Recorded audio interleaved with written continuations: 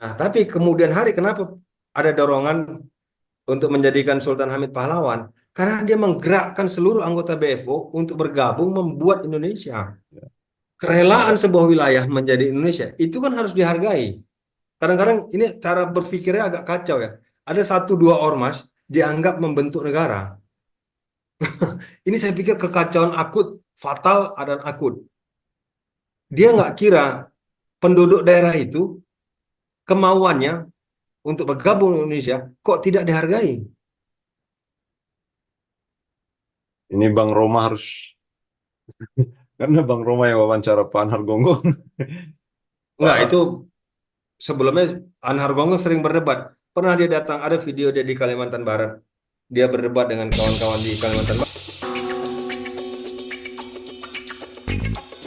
sudah konsep Ya, pertanyaan pertanyaan awalnya tadi Bang, cuma saya agak lupa tadi.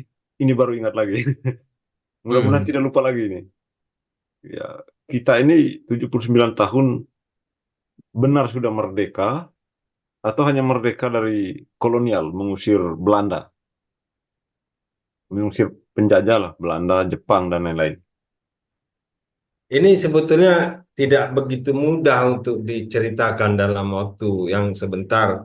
Tapi saya juga banyak, saya udah nulis, ya sedikit banyak lah ya. Saya udah banyak nulis, saya juga banyak wawancara, ada di YouTube, di mana-mana gitu, tulisan saya maupun video tentang konstruksi Indonesia itu. Bagaimana itu konstruksinya? Jadi ini kan lagi ada perdebatan ini saya tengok di Jakarta ya. Ini bukan masalah di daerah-daerah, ini masalah di Jawa ini sebetulnya ini. Tentang Habib ya, Ya, tentang Habib dikatakan merah putih, apa rumah dia segala macam untuk proklamasi kan. Di Indonesia kemudian dibantah sama Prof. Anhar apa tuh Gonggong itu. Pak Eh, Anhar Gonggong. ini Saya pernah ketemu ya, beliau juga kebetulan.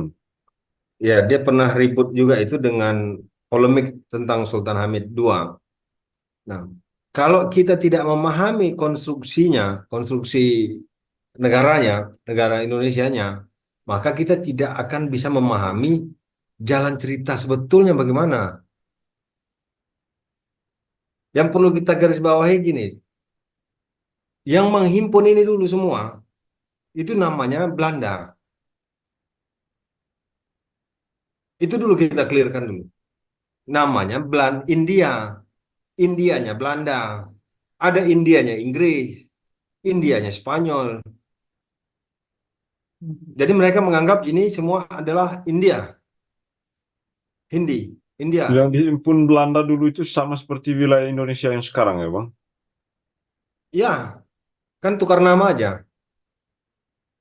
Cuman tukar nama sama tukar penguasa gitu. Nah, ketika terjadi Perang Dunia Kedua, eh, jadi harus diingat juga ini nggak ada yang unik. Ini gejala umum Perang Dunia Kedua.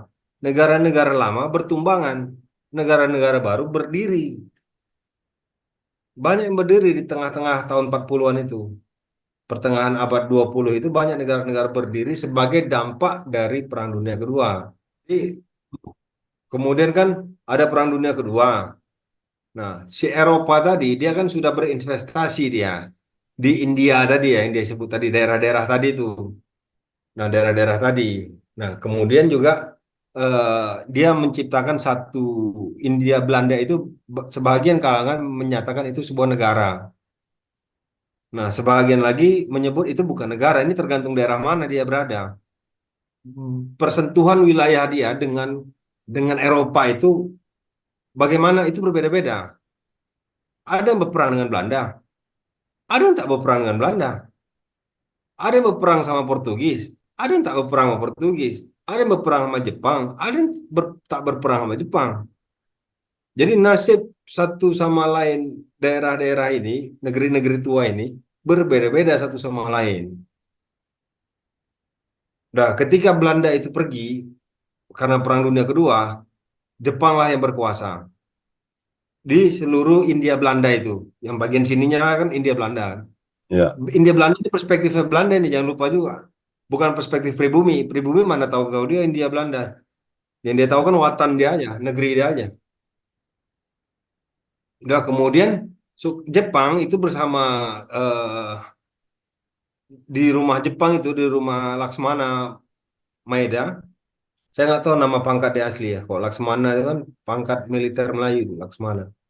Laksmana Raja di Laut. Nah, Maeda itu di sanalah diproklamasikan bersama tiga orang Jepang, tiga orang apalah nyebutnya Republik Indonesia. Proklamasi tahun 45.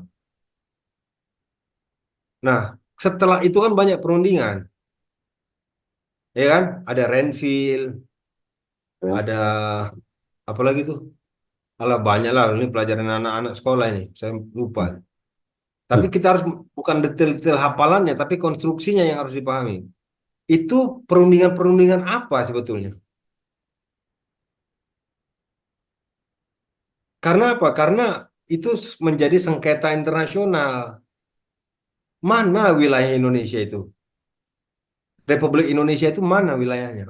Dunia mempertanyakan itu Ya. tahun 45 itu ketika dikelirkan. Nah, kemudian Soekarno bilang bahwa wilayah kami adalah yang dulu wilayahnya Belanda. Hmm. Jadi macam serah terima gitu, pindah tangan. Nah, dunia kan mempertanyakan, rakyatnya ditanya apa tidak? Ya, kasusnya seperti Timor Kan? Leste lah yang lepas dari Indonesia begitu ya, Bang. Kira-kira begitu proses awalnya. Oh enggak, beda lah, beda. Karena Timor Leste kan cuma kecil ya, nggak bisa disamakan. Ini kan banyak betul kaum kita ini. Banyaknya luar biasa. Berarti waktu itu PBB harus konfirmasi ke Belanda dulu.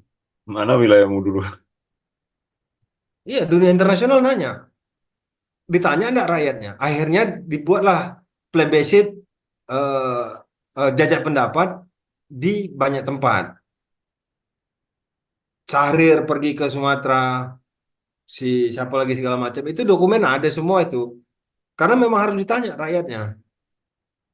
Maka terjadilah perundingan-perundingan itu. Ada Linggarjati, ada lagi apa segala macam lupa saya. Itu semua perundingan itu adalah tentang sengketa wilayah internasional. Kan maunya dekolonisasi, Belanda pergi, British pergi. Nah, tapi kan kemudian ada masuk lagi kelompok Republik yang mau wilayah Belanda tadi adalah wilayah dia gitu loh. Nah, dunia internasional menanyakan, eh ya tanyalah dulu rakyatnya, referendum lah, apa plebiscit. Ada kok koran-korannya di koran Anita, koran koran-koran lama itu. Kan sekarang Ya, alhamdulillah di internet bisa kita akses itu koran-korannya. Udah, kemudian masuk tahun 49 adalah namanya Konferensi Inter-Indonesia, sorry tahun 48, tahun 48. Dah, disitulah kalau mau dibilang cikal bakal negara Indonesia. Di situ ada dua pihak di situ. Ada RI dan ada BFO. Nah, sorry saya agak melompat-lompat ini. ya, Setelah RI berdiri, negara kedua yang berdiri di kepulauan ini, yang disebut India Belanda tadi, yang menurut perspektif Belanda India tadi, di itu adalah wilayah yang NIT. sama. Hmm. Ya, menurut Belanda kan India. Berdiri yang negara kedua setelah RI, namanya NIT, Negara Indonesia Timur. Nah, Ya, Presiden Perdana Menteri pertamanya, koreksi saya kalau salah, Najamuddin Daeng Malewa, Bugis, saya Perdana tidak Menteri tahu Bang. pertama. Nanti yang konfirmasi mungkin teman-teman yang tahu bisa di kolom komentar nanti Ya, tuh. ya, koreksi kalau saya salah. Itu Perdana Menteri pertama kalau nggak salah. Dan presidennya adalah Sukowati dari Bali. Jadi bagi-bagi wilayah ini. Presiden Bali, Perdana Menteri itu eh, Bugis, eh, Jaksa Agung itu Maluku. Siapa namanya? Saya lupa lah itu namanya. Eh, Menteri Dalam Negeri mana lagi? Negeri-negeri di dalam yang disebut India Timur, apa India Timur tadi, Indonesia Timur tadi. Nah, negara ketiga kemudian berdiri tahun 47. NIT berdiri tahun 46. 47 Desember berdiri NST, Negara Sumatera Timur. Dan itu berdiri Kami bikin filmnya waktu itu tentang foto dan dia berdiri dari persetujuan tiga pihak itu, tiga puak yang ada di dalam tubuh Sumatera Timur, yakni Melayu, Karo, dan Simalungun. Berundinglah tiga nih sebagai teras dari negara itu, tiga puak ini namanya. Itu datanya Disitulah dia ada semua berunding. ya, Bang?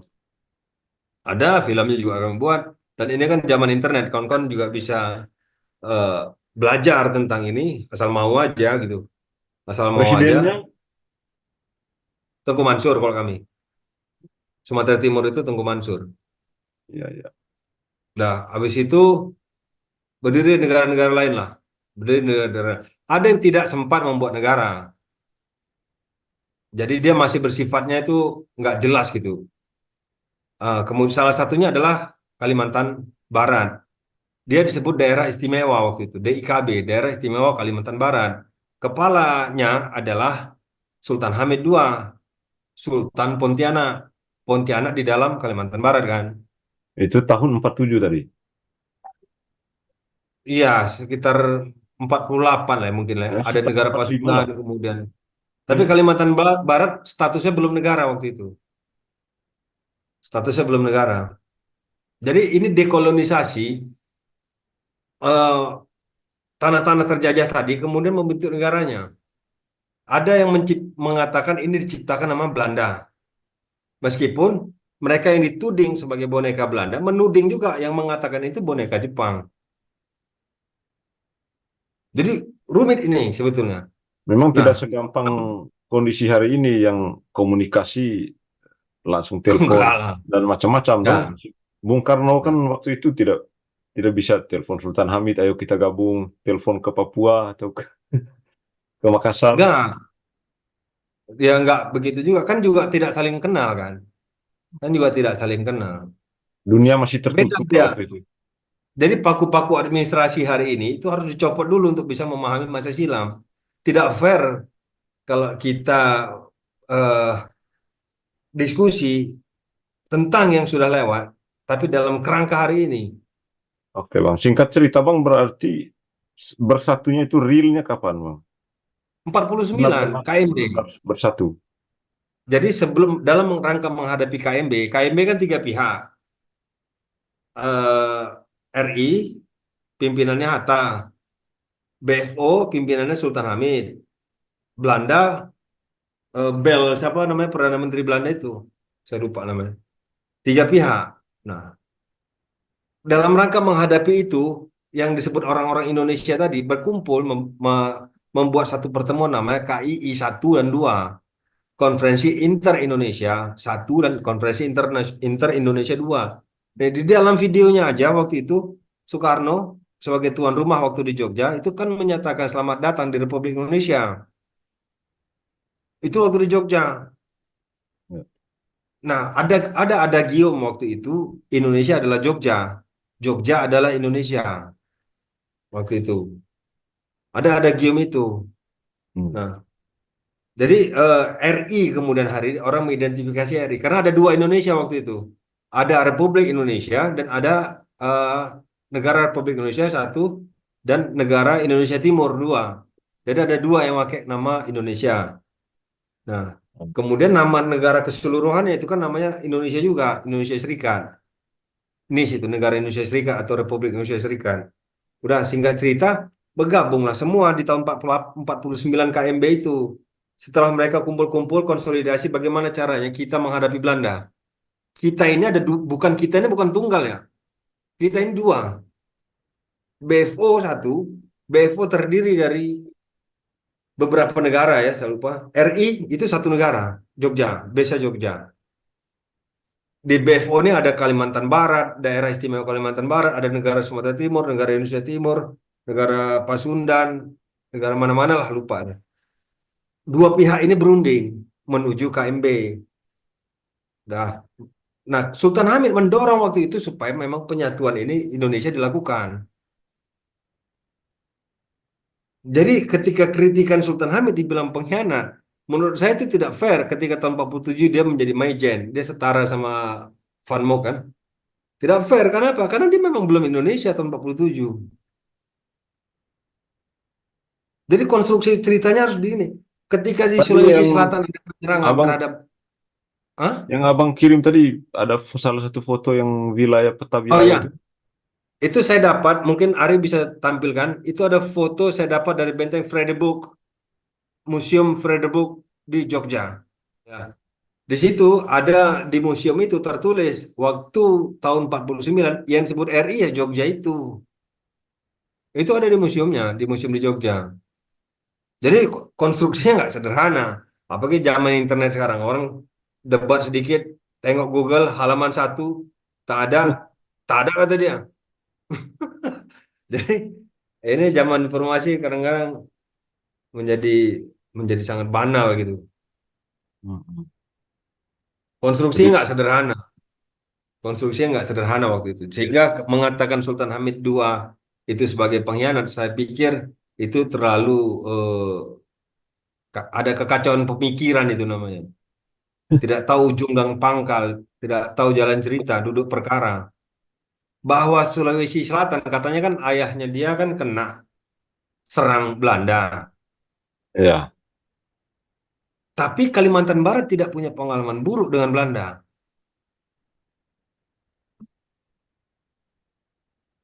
Mau bagaimana kalau kayak begitu?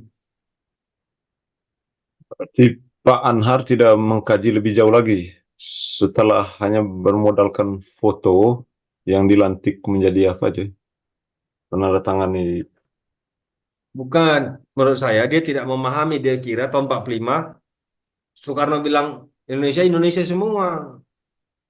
Kalau dia belajar sama Bang Adnan Buyung Nasution, saya kan bikin videonya itu tentang Bang Adnan Buyung. Bang Adnan juga ngakuin waktu itu, saya RI Jogja, saya dilahirkan di RI Jogja. Dia sebut sendiri. Dan waktu itu legal, legal itu banyak negara waktu itu.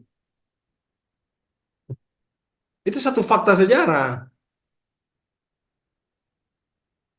Ada video wawancara saya dengan Bang Adnan Buyung Nasution, dia juga memahami itu. Jadi tidak bisa dinihilkan.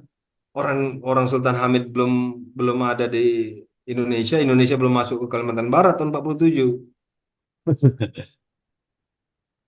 Jadi puak-puak ini, kaum-kaum ini Ari, itu Ya, berkumpul semuanya di tahun 49.